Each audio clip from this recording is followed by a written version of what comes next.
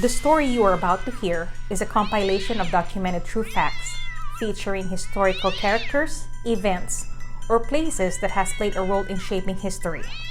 Please sit back and listen as I recite this narrative for you.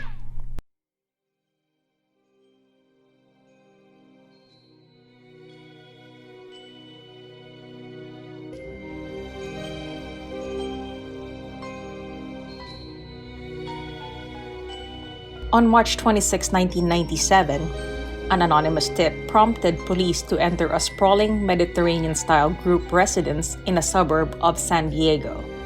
Members of Heavensgate, a cult steeped in UFO beliefs, had occupied the mansion, and it functioned as the sect's headquarters right up until everyone inside was dead. It would later come to light that Heavensgate preached that physical death as a human being could and would act as a portal to a higher existence in outer space. Apparently, the 39 members of the sect who lay lifeless under purple shrouds that day had attempted that very ascension. The earliest incarnation of Heavensgate, as the cult came to be known, began in the 1970s under the leadership of Marshal Applewhite and Bonnie Nettles. Applewhite was born in 1931 in Texas. In the early 1970s, he was a music professor in Houston, until he was allegedly fired for having a relationship with one of his male students. He met Bonnie Nettles, a 44-year-old married nurse, in 1972 in the hospital where she worked. Applewhite's sister said it was Nettles who convinced her brother that his near-death experience, reportedly the result of heart trouble, was a sign that he'd been saved for a purpose. Applewhite himself would tell a different story, saying he was visiting a friend in the hospital when he met Nettles and felt an instant spiritual connection. The pair began to discuss their beliefs. Nettles had an abiding interest in astrology, while Applewhite leaned toward Gnostic and mystic texts. Their studies in scripture convinced them that they were the two witnesses described in the Christian book of Revelation, the two tormented prophets who were killed for their gift, then resurrected by God and brought them to heaven moments before an earthquake destroyed the town. They called themselves Bo and Pete, and later Doe and T. Sometimes they went by Winnie and Pooh or Tiddly and Wink. Theirs was a platonic sexless partnership, in keeping with the ascetic life they would come to encourage among their followers, even to the point of castration. Nettles was the mystic and the diviner, while Applewhite was the charismatic speaker.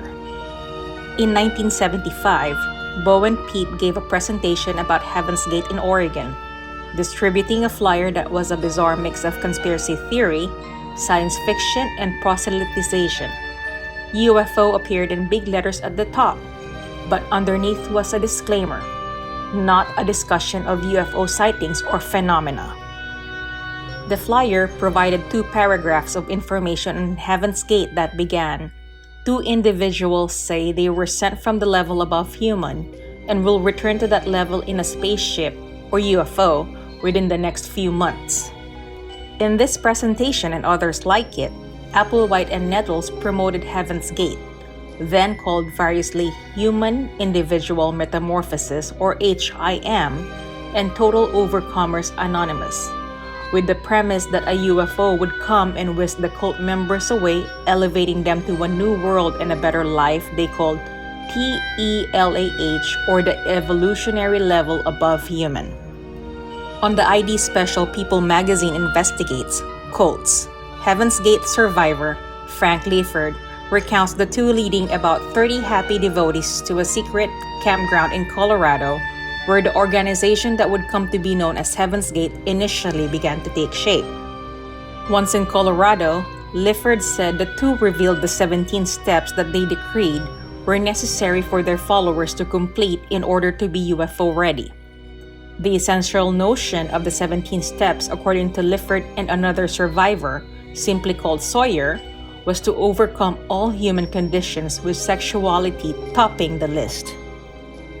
Members were also allegedly put on controlled diets, ordered to have close-cropped androgynous haircuts, and assigned cyclical sleep shifts during which they'd sleep for 2 hours and then have to stay awake for 2 hours repeatedly. Despite predicted UFO arrival dates coming and going, the followers remained dedicated to the cause, apparently still believing that by purifying themselves, they'd live forever and get to physically board an alien spacecraft. According to members, Heavensgate was specially attractive because of its blend of asceticism, mysticism, science fiction, and Christian thinking. Michael Conyers, an early recruit, said that the appeal of Applewhite's and Nettles' message was in how they were talking to my Christian heritage, but in a modern, updated way. For example, Heavensgate thought that Mary was impregnated by being taken up in a spacecraft. Now, as unbelievable as that sounds, that was an answer that was better than just plain virgin birth, Conyers said. It was technical and it had physicality to it. The group's core beliefs got shaken up in 1985, however, when Nettles died following a secret battle with cancer that had spread to her liver. The news came as a shock and it seemed to go directly against what the two had been preaching. As a result, Applewhite reportedly adjusted his dogma to fit the situation, declaring that Nettles hadn't actually died. Instead, she just figured out a way to leave behind her broken-down vehicle of a body and ascend to a spaceship of salvation. The group accepted his sudden revelation and continued recruiting new members. Still, some older participants said they recognized that Applewhite had been shattered by Nettles' passing and that it changed his behavior in potentially dangerous directions. Regardless, the group not only carried on, it advanced into the internet age in 1996 by launching a website that officially named the organization Heavensgate. People's senior editor Chris Harris notes in the show, Heavensgate is considered the first cyber sect, which means that they were the first cult to actually use the internet to spread their message and to recruit people. Not only did the members make their own website, they were IT professionals who made websites for other people, and they made a lot of money doing that. Even with a strong foothold in the modern age, Applewhite reportedly doubled down on the necessity of the cult to free itself from human sexuality, going so far to advocate and enact a policy of castration for male members. Applewhite led by example, and 8 of his disciples allegedly followed suit. As the Hale-Bopp comet approached Earth in 1997, scientists pointed out an unknown object flying in its wake. Applewhite reportedly believed that this mystery chunk was his ride. He told the members of Heavensgate to prepare for March 19, when Hale-Bopp would be directly overhead. They weren't killing themselves, they thought, but freeing their souls so they could ascend to a spacecraft flying in the wake of the Hale-Bopp comet, which at that point was passing by Earth and were going to be taken to their new home in space. In a final message video, the cultists are seen smiling, dressed in uniforms and ready for departure. Over the footage, Applewhite intones, "We're going to the kingdom of heaven and we're prepared. I want you to see the class that's sitting in front of me. They're about to leave and they're excited about leaving." The patch says, "Heavensgate away team," and that's exactly what that means to us. We've been away and now we're going back.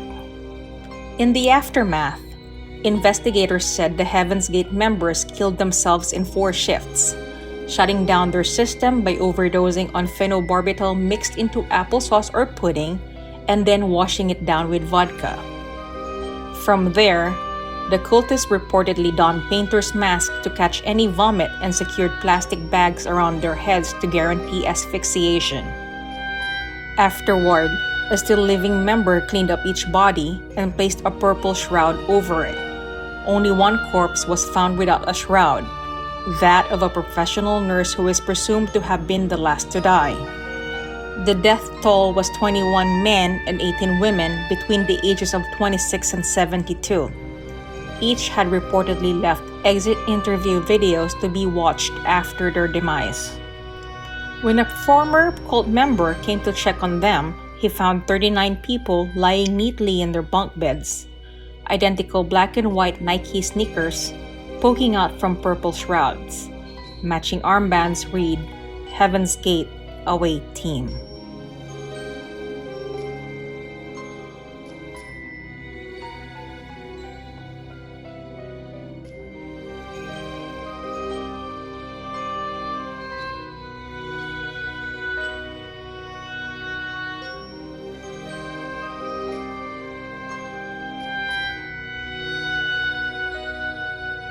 Hey everyone! I just wanted to express how grateful I am that you took the time to listen to my narration. Hopefully you enjoyed it. I am Twisted Mind and please enjoy the rest of your day. Salamat!